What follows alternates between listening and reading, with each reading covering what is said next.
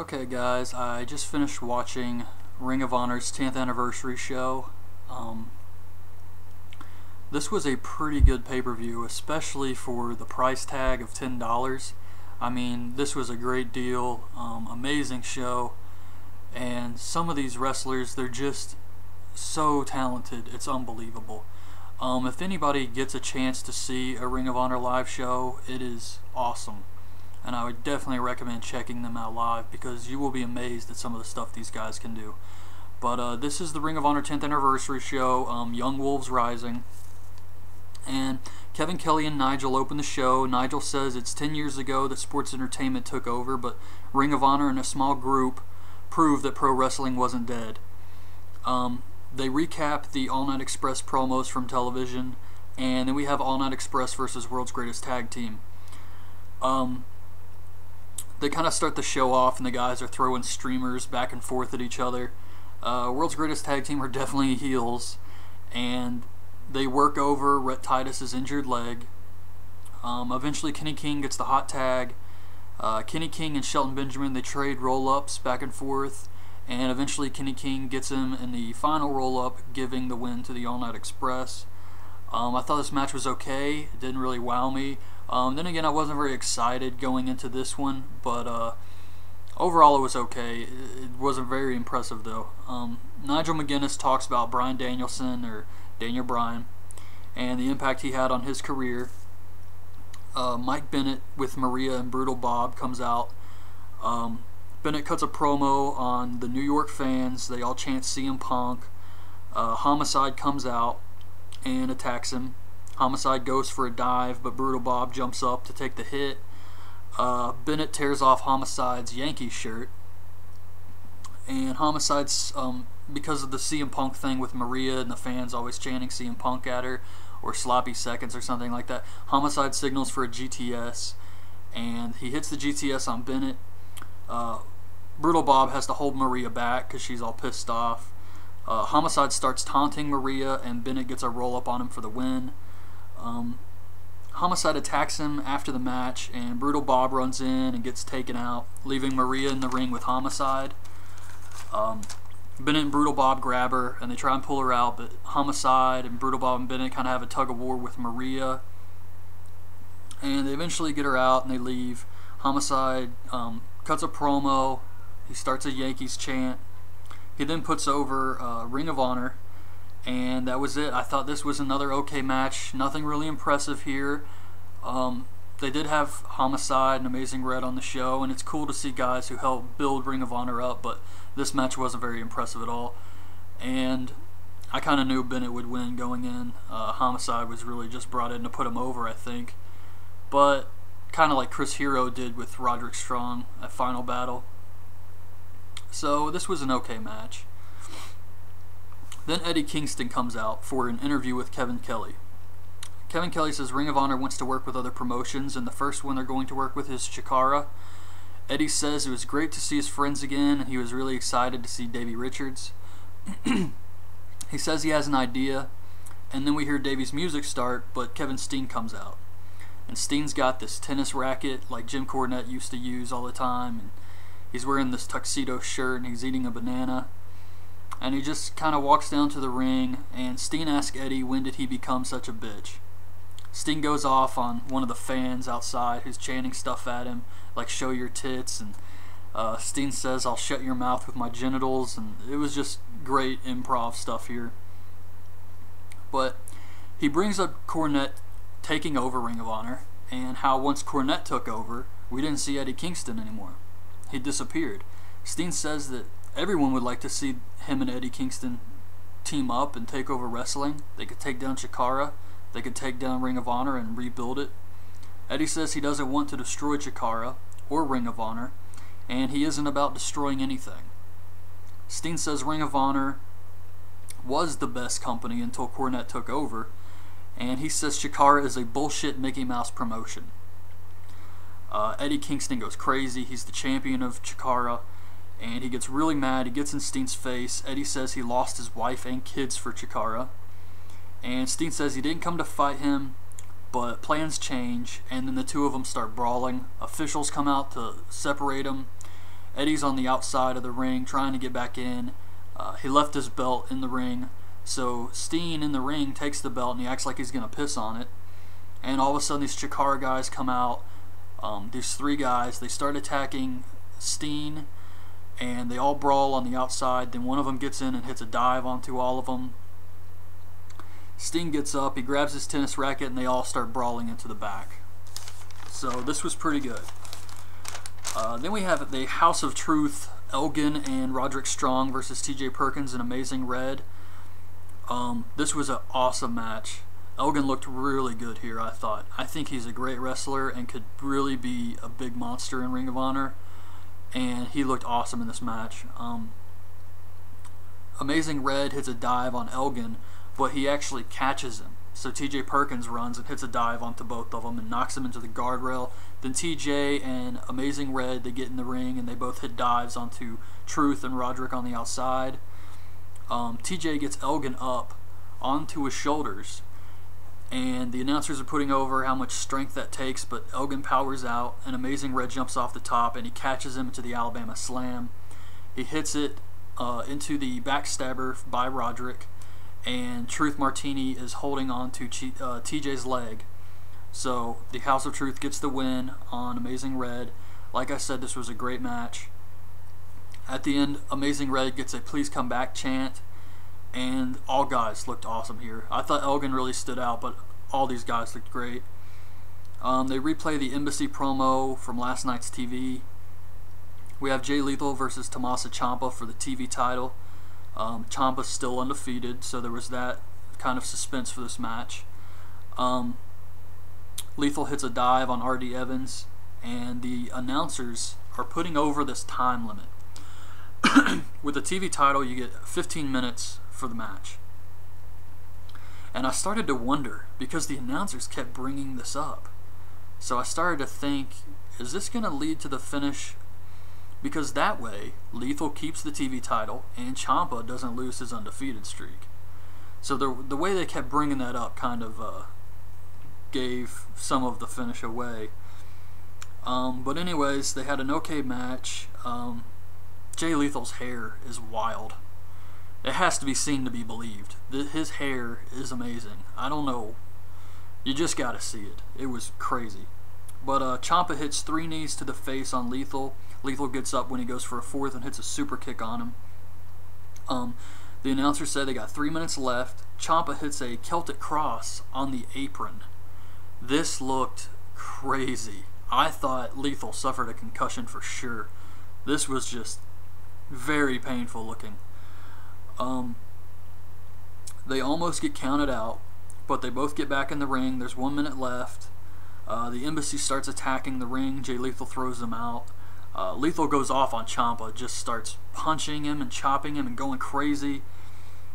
But they run out of time. Lethal wants 5 more minutes, but Ciampa attacks him from behind, hits the powerbomb into the backstabber, and Ciampa holds up the TV title and leaves with the belt, stealing it. Going into this match, I had read, accidentally, I try to avoid spoilers for the TV tapings, but I had read on the TV tapings that for the next show, Lethal did not have the TV title. So I was like, damn it, I spoiled the match. Lethal's going to lose to Ciampa here. So the fact that they did the time limit draw is good, I think. Ciampa's still undefeated, and Lethal still has the belt, and now they have this angle where Ciampa stole it. I'm getting more and more impressed with Tommaso Ciampa. I think he's got a lot of good things going for him. So I did like this match. It had a really slow start, and it wasn't a really good match, but I think the finish and what they're going for, the angle, I think it worked. So this was okay. Then they show some highlights from Ring of Honor history over the 10-year period. This was an awesome video package. Just amazing highlights here. We have the Young Bucks versus the Briscoes. The Young Bucks attack them from behind. Kevin Kelly says he has nightmares about Jay Briscoe throwing people into him at the announce desk.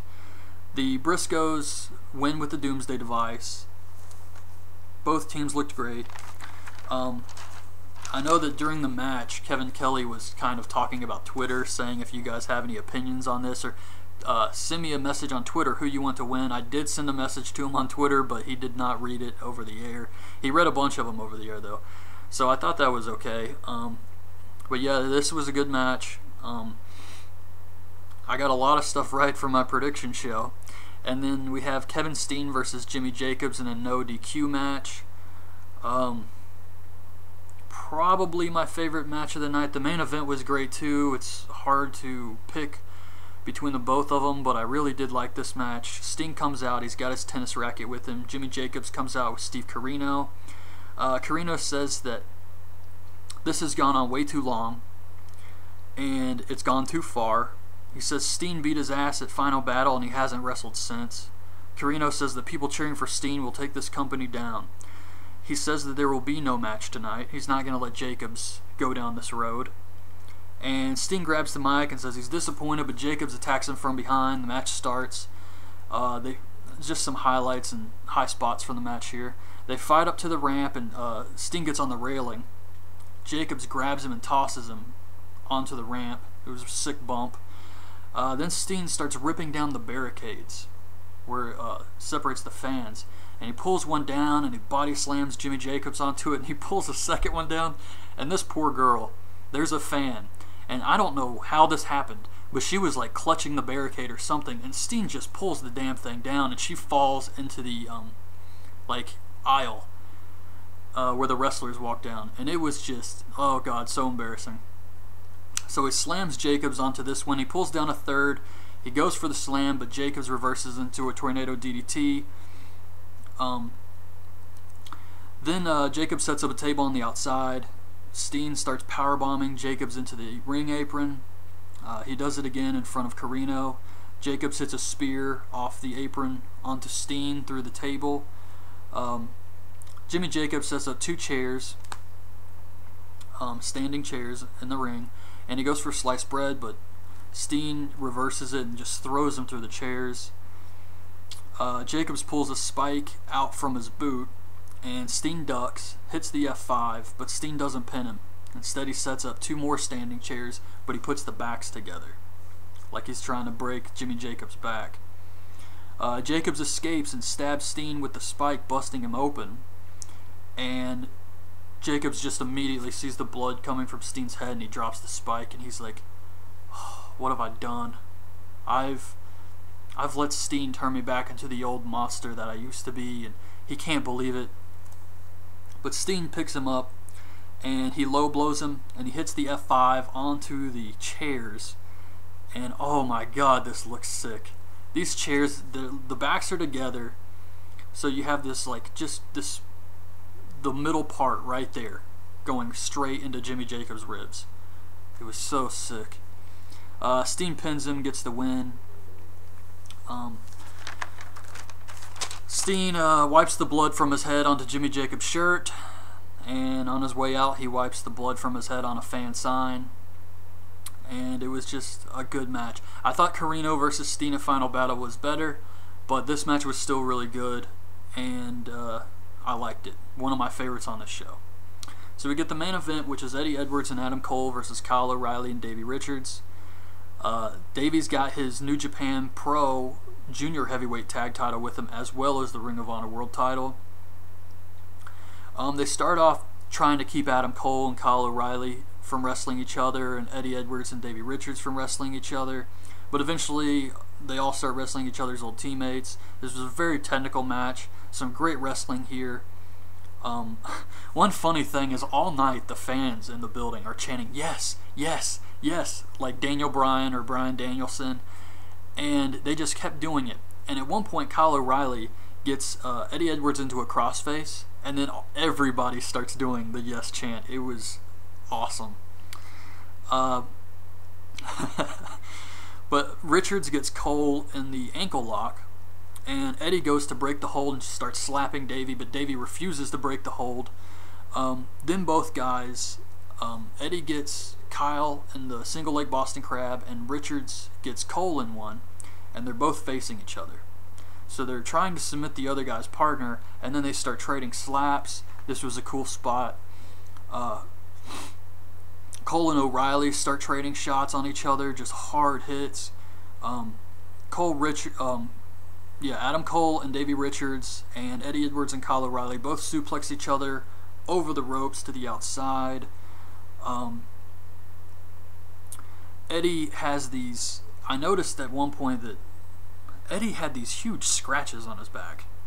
And I guess it may have happened from the TV taping, but it was really obvious. I'm sure everybody saw it. But yeah, I just assumed it was from the TV taping. Something that we haven't seen yet. But Cole eventually hits a tornado DDT on Kyle O'Reilly through the table on the outside. Eddie is in the ankle lock, and he makes the tag to Cole. And Adam Cole hits a crossbody onto Davey Richards, and he gets the win. Davey Richards is in shock, and I have to say that it was great to see Ring of Honor put these new, young, talented guys in the main event and actually put Adam Cole over by having him get the win on Davey Richards. This would never happen in WWE or TNA, but it was a great ending to a great match, and this match was just amazing. Like I said, there was I think they botched maybe 1 or 2 spots, but other than that, for all the shit they did, it's amazing they didn't botch more. This was just really a good match. Very, very impressive. Richards says congratulations, and he shakes hands with Adam Cole and Eddie Edwards. Then Kyle O'Reilly grabs the mic, and Davey's saying, shake their hands. And he says he doesn't shake hands with people he doesn't respect, and he doesn't respect Eddie Edwards or Adam Cole. And then all of a sudden we hear Kevin Steen. He's up in the rafters, or the balcony, and he says that he doesn't respect any of them, and the 10th anniversary shouldn't end with a Davey Richards and Friends bitch fest. Steen says that Young Wolves Rising is the worst name he's ever heard, and it should have been called Steen Steals the Show. He says he's the future, and the main event really should have been Steen versus Davey for the title.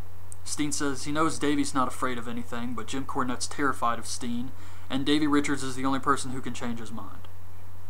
Steen says until Davey gets the match booked and changes Cornette's mind, that he's going to haunt Davey. Steen says, happy anniversary, Jiu-Jitsu Jackoff. And then before he goes, he says, by the way, Jiu-Jitsu Jackoff, trending worldwide. And that was it. That was the whole show, and this was just great. Awesome ending. Great show for $10. Really good pay-per-view, and I like this show. I like the matches. It didn't go on too long. I thought it was just enough time. They got everything they needed to done, and it was a lot of good matches for a great price. So I hope everybody liked this review. I hope you enjoyed the show too. Leave some comments about your thoughts on the show, and that's it. Thanks for watching. Bye.